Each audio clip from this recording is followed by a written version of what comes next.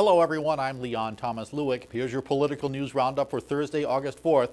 This week's approval of a budget and debt ceiling package in Washington did little to calm the stock market. Fears that the United States is slipping back into recession, coupled with weak economies in Europe and elsewhere, sent Wall Street plunging today. At mid-afternoon, all the major averages were lower by more than 3%. The Dow Jones Industrial Average fell more than 400 points. More talks today between President Obama and House Speaker John Boehner. The subject this time was over the impasse on Federal Aviation Administration funding.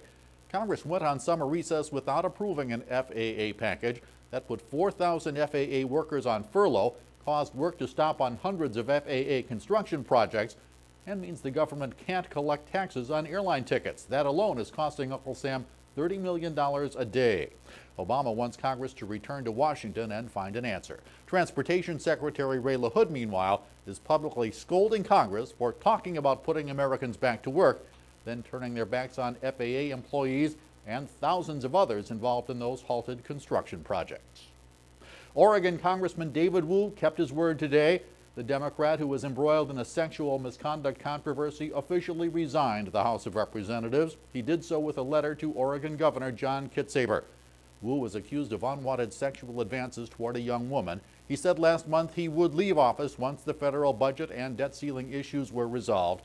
That happened when Congress approved a spending package and President Obama signed it this week. A special election to fill Wu's seat is set for January 31st.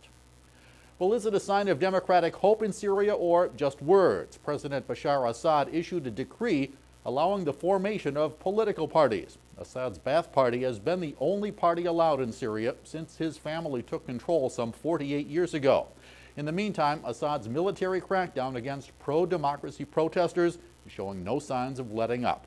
An estimated 30 people were killed in the city of Hama today as Assad's security forces using tanks continued their show of force.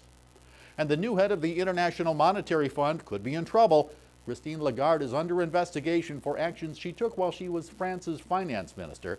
She's accused of using her position at the time to give French business tycoon preferential treatment in the investigation of a financial deal back in 1995. Lagarde denies any wrongdoing.